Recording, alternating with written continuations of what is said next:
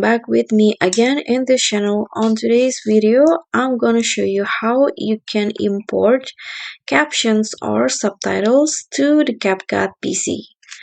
So if you already have a caption file that you want to add to your edited videos, here's what you need to do. So first, go to the text menu at the top, and here click on the local captions box here, and then you just need to click on the import button, but please be note that the file that can be imported only in this format.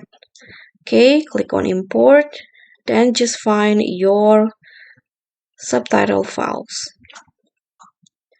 Okay, so for example, I want to add this subtitles. Click on the file and then click on open.